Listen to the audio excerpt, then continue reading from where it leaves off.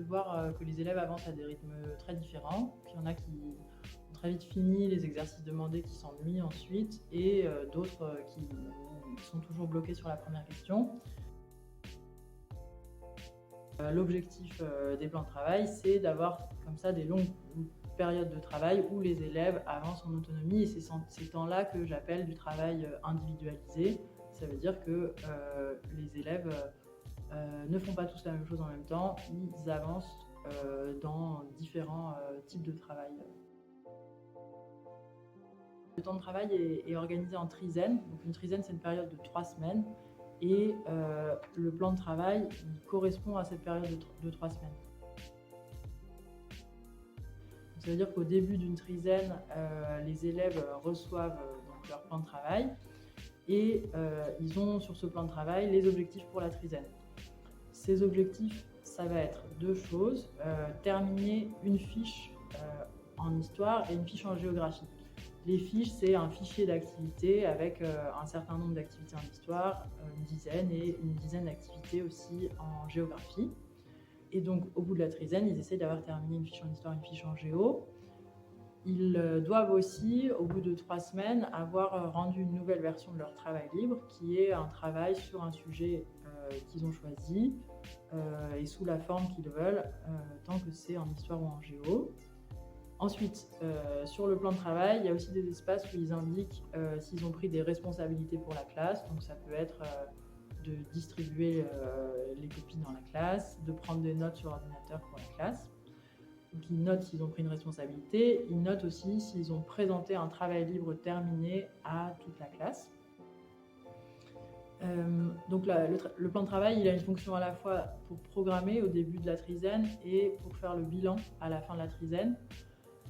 Donc à la fin de la trizaine, ils vérifient s'ils ont fait ce qu'ils avaient prévu et ils remplissent aussi un petit bilan où ils disent est-ce que j'ai atteint les objectifs ou pas, et éventuellement une remarque sur leur trizaine.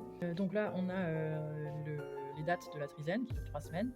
Ici, les objectifs à atteindre pour la trizaine. Ensuite, ici, ils peuvent indiquer s'ils ont pris une responsabilité pour la classe, s'ils ont présenté un travail déterminé à la classe. Là, c'est la partie qui concerne ce qu'ils ont fait pendant les périodes de travail individualisées, donc 1 heure par semaine. Ici, ils indiquent les fiches qu'ils ont rendues, si elles sont terminées ou si elles sont encore à reprendre.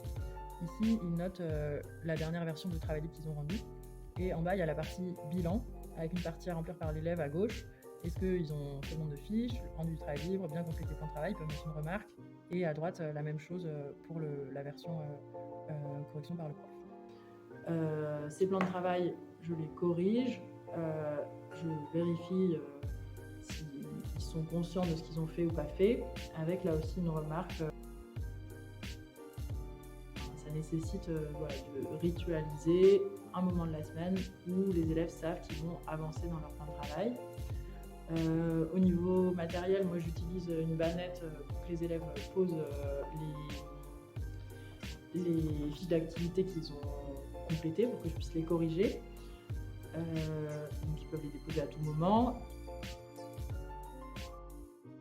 Ce que j'observe, c'est que c'est un facteur de motivation pour les élèves d'avoir le choix entre plusieurs options. Ils ont un temps de travail, mais ils peuvent décider s'ils veulent faire plutôt une activité en histoire, une activité en géo, ou avancer dans leur travail libre. Et ce petit choix, ça leur donne plus d'envie de se mettre au travail et d'avancer à leur rythme de travail. Alors, on a eu la chance d'étudier les pratiques de cet outil, le plan de travail, auprès de tout un tas d'enseignants et d'équipes enseignantes, de l'école maternelle jusqu'à l'enseignement supérieur.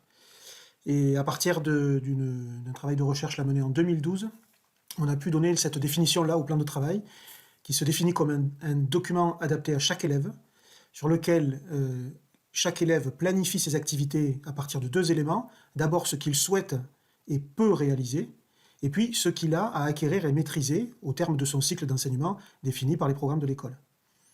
Ensuite, il note la réalisation de ses travaux au fur et à mesure qu'il les effectue. Il évalue l'ensemble en fin de période de validité du plan de travail avec son enseignant ou son enseignante pour participer à l'élaboration du plan de travail à venir. Donc la planification du travail à venir s'effectue à partir de supports et de matériel qui proposent ce qu'on appelle une progressivité, et qui permettent à ce que les élèves n'évoluent pas et ne travaillent pas tous aux mêmes étapes d'apprentissage. Donc ensuite, à partir de cette étude des pratiques de plan de travail, on a pu distinguer feuille de route, contrat de travail et plan de travail.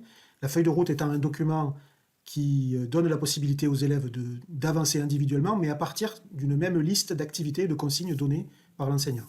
Le contrat de travail, c'est la même dynamique, sauf que les activités sont associées à des progressivités. Donc les élèves ont le même travail à faire, mais pas tous aux mêmes étapes. Et le plan de travail rajoute au contrat de travail la possibilité donnée aux élèves de réaliser des projets personnels, c'est-à-dire des activités dont ils sont à l'initiative. Ensuite, au niveau pédagogique, on a pu identifier un certain nombre de précautions pédagogiques dans l'utilisation du plan de travail pour éviter qu'il devienne un support qui abandonne les élèves dans leur autonomie. Donc il y a 3 types de précautions qu'on a pu identifier.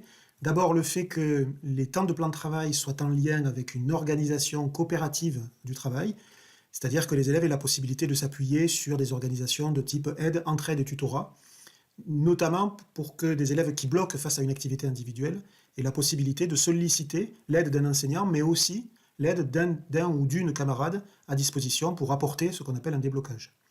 La deuxième précaution, c'est d'inscrire les temps de plan de travail dans un équilibre avec des temps collectifs, notamment pour la présentation des nouveaux contenus d'enseignement. Et la troisième et dernière précaution qu'on a pu identifier, c'est de proposer aux élèves un accompagnement à l'apprentissage de l'autonomie, de manière à ce que les élèves qui, au départ, ne sont pas suffisamment préparés et formés à ces autonomies inhérentes au plan de travail, ne se retrouvent pas noyés par trop de liberté du premier coup. Merci beaucoup et bonne suite dans vos tâtonnements autour de cette pratique.